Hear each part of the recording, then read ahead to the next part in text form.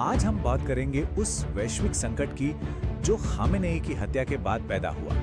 एक ऐसी घटना जिसने सच में पूरी दुनिया को युद्ध के मुहाने पर लाकर खड़ा कर दिया।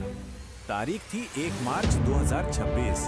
दुनिया जब सो के उठी तो मिडिल ईस्ट में एक ऐसी तबाही मच चुकी थी जिसने एक नए और बहुत ही खतरनाक जंग की शुरुआत कर दी। और इस पूरे संकट की जड़ एक खबर, एक बहुत ही चौंकाने वाली खबर। अल जजीरा ने रिपोर्ट किया कि ईरान के supreme leader Khamenei America Israel के हमले में मारे गए हैं। और इस खबर के आते ही असर भी तुरंत दिया।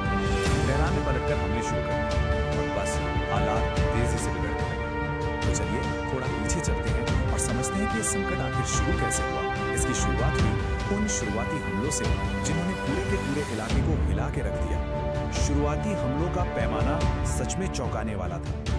जरा सोचिए, इजराइल ने दावा किया कि उसने सिर्फ एक दिन में ईरान पर 1200 बम गिराए। 1200, ये आंकड़ा ही इस जंग की भयावहता बताने के लिए काफी है। तो ईरान का जवाब भी जाहिर है बहुत तेजी से आया। उन्होंने 2 चीजें की। एक, जंग का ऐलान कर दिया और दूसरा, अपने सुप्रीम लीडर की मौत पर 40 दिन के राष्ट्रीय शोक की घोषणा की। इससे पता चलता है कि यह मामला उनके लिए कितना इमोशनल और पॉलिटिकल था। चलिए अब सीधे उस घटना पर आते हैं जो इस सारे बवाल की जड़ है, यानी खामेनेई की हत्या। ये समझना जरूरी है कि आखिर निशाना उन्हीं क्यों बनाया गया। देखिए, आयतुल्ला अली खamenei सिर्फ कोई नेता नहीं थे। वो 1989 से ईरान के सुप्रीम लीडर थे। मतलब देश का सबसे बड़ा आध्यात्मिक और राजनीतिक पावर उन्हीं के हाथ में था। तो उनकी मौत का मतलब था ईरान के पावर सेंटर में एक बहुत बड़ा वैक्यूम पैदा हो जाना।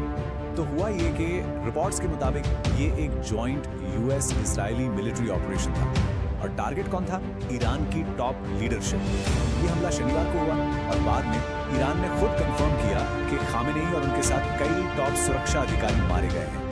अब ईरान ने इस हमले को कैसे लिया, ये उनके प्रेसिडेंट के बयान से बिल्कुल साफ हो जाता है। उन्होंने इसे सिर्फ एक मिलिट्री अटैक नहीं कहा, बल्कि मुसलमानों के खिलाफ जंग का खुला ऐलान बताया। इस एक बयान ने ही हालात को और भी ज्यादा विस्फोटक बना दिया। और ईरान का जवाब सिर्फ बातों तक ही नहीं रुका, बिल्कुल नहीं। उन्होंने फौरन एक बहुत बड़ी मिलिट्री जवाबी कार्रवाई शुरू कर दी। और ये जवाबी कार्रवाई कितनी बड़ी थी? ईरान के रेवोल्यूशनरी गार्ड ने दावा किया कि उन्होंने पूरे मिडिल ईस्ट में फैले 27 अमेरिकी मिलिट्री बेस को निशाना बनाया है। उनके निशाने बिल्कुल साफ थे। पहला, मिडिल ईस्ट में मौजूद अमेरिकी सैनिक। दूसरा, तेल अवीव में इजरायली मिलिट्री ठिकाने। और इतना ही नहीं, कतर और यूएई जैसे देशों से भी धमाकों की खबरें आने लगी। और यहीं से शुरू हुआ एक खतरनाक सिलसिला, एक के बाद एक हमले। ईरान ने अमेरिकी और इजरायली ठिकानों पर हमला किया तो जवाब में इजराइल ने तेहरान पर हवाई हमले और तेज कर दिए। मतलब जंग लगातार बढ़ती ही जा रही थी। ये लड़ाई सिर्फ ईरान और इजराइल के बीच नहीं रही। बहुत जल्द इसकी आग आस पड़ोस के देशों और समुंदर के उन रास्तों तक भी पहुंच गई जो पूरी दुनिया की इकोनॉमी के लिए जरूरी है। देखते ही देखते आसपास के देश भी इस हिंसा की चपेट में आ गए। बहरीन में एक होटल पर हमला हुआ, कतर में मिसाइल के टुकड़े गिरने से आग लग गई और ओमान और इराक में भी हमले हुए। मतलब कोई भी अछूता नहीं रहा। और इस जंग का असर सीधा सीधा ग्लोबल इकोनॉमी पर भी पड़ा, खास तौर पर दुनिया के सबसे जरूरी तेल रूट्स स्ट्रेट ऑफ हॉर्मुज़ में।